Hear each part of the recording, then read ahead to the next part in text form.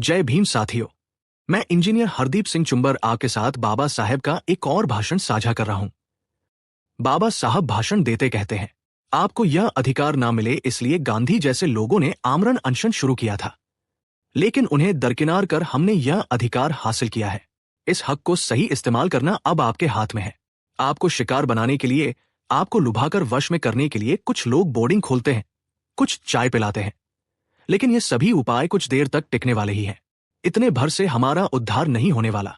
हमें अभी बहुत कुछ हासिल करना है, और वह सब हासिल करना हो तो आपको बड़ी सावधानी से बरतना होगा। कुछ मास्टर जी श्री मेढे की मदद करते हैं, ये मैंने सुन रखा है। पता नहीं वे उनकी मदद क्यों कर रहे हैं। हाँ, एक कारण हो सकता है कि मेढे स्कूल बोर्ड का सदस्य है। अन्य अध्यापक सोचते होंगे कि ये पार्टी छोड़कर वह उनका तबादला करेगा। ऐसे मास्टरों से मैं ये कहना चाहता हूं कि मेढे हमेशा के लिए इस गद्दी पर बैठने वाला नहीं है। वह इस साल है, हो सकता है अगले साल ना हो। मान लीजिए अगली बार श्री जाधव स्कूल बोर्ड का चुनाव जीत जाए, तब मास्टर लोग किसका मुंह ताकेंगे। मैं आपसे बस ये कहना चाहता हूं कि मैंने अपना कर्तव्य पूरी तरह निभाया है। अब आपकी अपना कर्तव्य निभाने की बारी है। बिना किसी की बातों में आए आपको पूरी सावधानी से बरतना होगा। श्री जाधव के पास न तो मोटर गाड़ियां हैं और न ही पैसा है। आपको घर से अपनी रोटी बांध कर ही स्टेशन जाना होगा। इस देश में वोट देना यानी उम्मीदवार पर उपकार करना माना जाने लगा है, लेकिन यह वास्तविकता नहीं है। उम्मीदवार अगर जा रहा है तो हमें सोचना होगा कि वो किसके लिए जा रहा है। उम्मीदवार आपकी शिकायतों बताने और उनके निवारणार्थ कानून बनाने के लिए जाता है। अपने को जो भी कुछ पाना है वो कानूनन मिलना है। इस बात को ध्यान में रखते हुए आप श्री जाधव को ही अपना वोट देकर चुनाव में जिता दें। इस भाषण के बाद सब लोगों ने भी जाधव को ही अपना वोट देने की सार्वजनिक घोषणा की। अब आइए सुनते हैं इस भाषण पर चर्चा हमारे सहयोगी क्या कहते हैं। जय भीम साथियों। Equality and justice YouTube channel के माध्यम से मैं नीरजा भारती आज बाबा साहब का एक और भाषण जैसे कि चुंबर साहब ने बचाया है साझा कर रहे हैं। भाषण का शीर्षक है, सावधानी बरतें, बहकावे में ना आएं। अखिल भारतीय अस्पृश्य समाज के एकमात्र नेता और स्वतंत्र लेबर पार्टी के संस्थापक डॉ. बाबा साहेब अम्बेडकर MA PhD बार एट लॉ दिनांक 25 जनवरी 1937 की रात 3:30 बजे जलगांव स्टेशन पहुंचे। सोलापुर और नगर जिले के दौरे पूरे कर वे आए थे। उनके साथ थे खानदेश पूर्व के स्वतंत्र लेबर पार्टी के उम्मीदवार श्री दौलतराव गुलाजी जाधव B.A. जामनेर पहुंचने के बाद उनका बड़ा जुलूस निकाला गया। जुलूस आखिर सभा में परिवर्तित हुआ। तब उस सभा को संबोधित करते हुए डॉ. बाबा साहेब अम्बेडकर ने कहा, आप जानते हैं कि मैं आज दौरे पर क्यों निकला हूँ। सुधारित कानून के अनुसार मुंबई विधिमंडल में 15 उम्मीदवारों को चुनने का आपको अधिकार मिला है। राज्य संविधान के अनुसार स्थापन होने वाली लेजिस्लेटिव असेंबली में कुल 175 सदस्य होते हैं। उनकी तुलना में हमारे उम्मीदवारों की संख्या कम होती है और वे अगर एकजुट होकर नहीं रहे तो अपना हित नहीं होगा। सभी लोग अगर एकजुट होकर रहने चाहिए तो उन्हें किसी न किसी पार्टी के साथ जुड़ना होगा। आपके जिले में हमारे पक्ष से मैंने श्री जाधव को चुना है। उनके विरोध में खड़े श्री मेढे और श्री बिन्हाड़े कितने लायक हैं, यह आप सब लोग जानते हैं।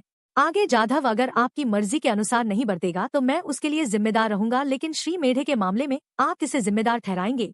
दूसरी बात ये कि विधि मंडल में सभी काम अंग्रेजी में चाहते हैं, इसलिए आपकी शिकायतें वहां सबके सामने रखने के लिए अंग्रेजी जानने वाला इंसान चाहिए। इसीलिए श्री जाधव ही केवल लायक है। श्री जाधव मेरा कोई रिश्तेदार नहीं है, अन्य उम्मीदवार भी मेरे दुश्मन नहीं है, लेकिन जिस काम के लिए जो लायक व्यक्ति होता है उसको नियुक्त करना मेरा कर्तव्य है। तो आइए हम आगे इस भाषण पर हमारे सहयोगियों से चर्चा सुनते हैं। नमस्कार। आज हम जरा पीछे चलते हैं। 1937 के भारत में एक काफी अहम राजनीतिक माहौल था। तब नए चुनाव कानून लागू हो रहे थे। जी हाँ, बिल्कुल। और हमारे पास जनता अखबार के कुछ लेख हैं ना, सतर्क रहे, बहकावे में ना आए संग्रह से। हाँ बिल्कुल। और ये खास तौर पर डॉक्टर बाबा साहेब अम्बेडकर के जलगांव भाषण पर केंद्रित है। अच्छा। तो बात है 25 जनवरी 1937 की। देर रात थी। डॉक्टर अम्बेडकर सोलापुर और नगर जिलों का दौरा करके जलगांव पहुंचे थे। काफी व्यस्त दौरा रहा होगा। हाँ, लगता तो है।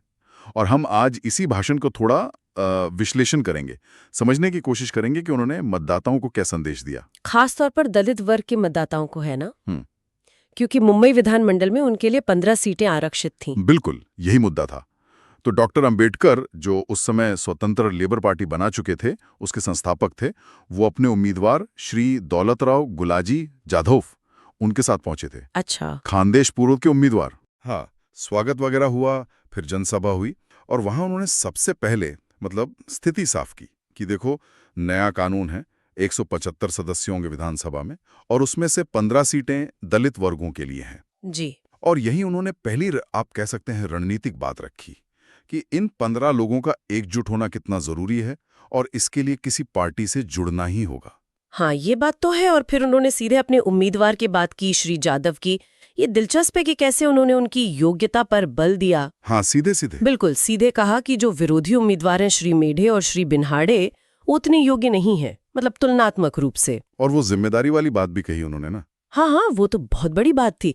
कहा कि अगर जाधव भविष्य में ठीक काम नहीं करते तो मैं जिम्मेदार हूँ, लेकिन मेढे के लिए कौन जिम्मेदार होगा? एक तरह से सीधी चुनौती थी ये। सही बात है। और योग्यता को सिर्फ ऐसे ही नहीं कहा, उसे जोड़ा विधानसभा की कार्यवाही से। हाँ, ये भी जरूरी था कि सारा काम अंग्रेजी में होता है। बिल्कुल। तो शिकायतें रखनी है, अपनी बात पहुंचानी है, तो अंग्रेजी जानने वाला व्यक्ति चाहिए।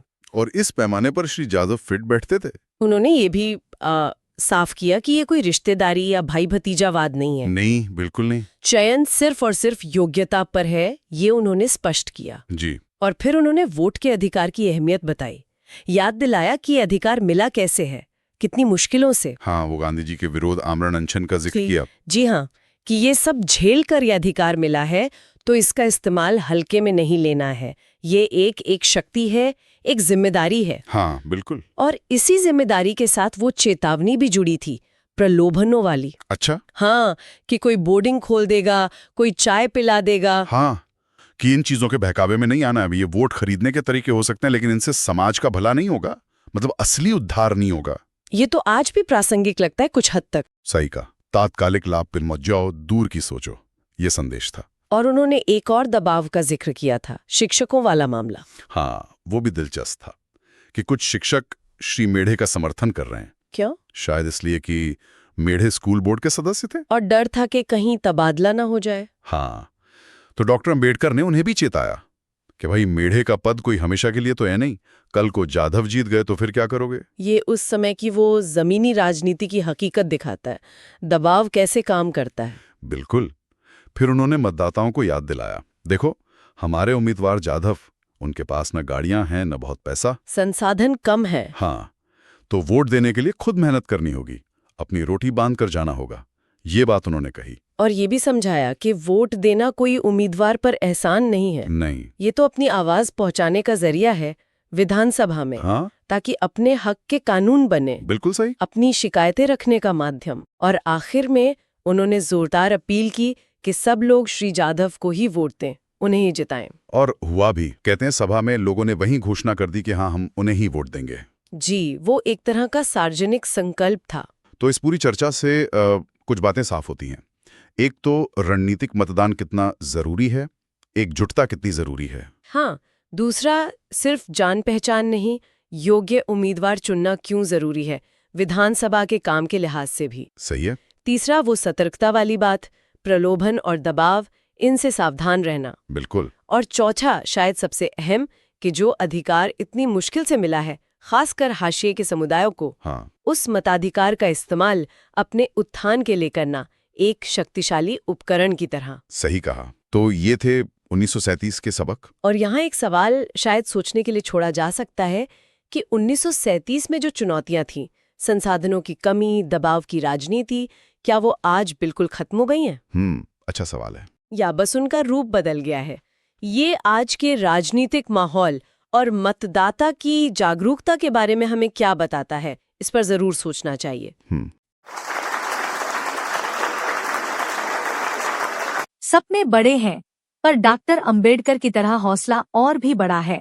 नए भारत में हमारा भी योगदान होगा। सपने बड़े हैं, पर डॉक्टर अंबेडकर की तरह हौसला और भी बड़ा है। नए भारत में हमारा भी योगदान होगा। नई पीढ़ी सच में बदलाव ला सकती है, बस हमें अपने सपनों पर यकीन रखना है। साथियों, अब तो जाग जाओ। अब नहीं जागोगे तो कब जागोगे? अंबेडकवादियों, सब एक हो जाओ।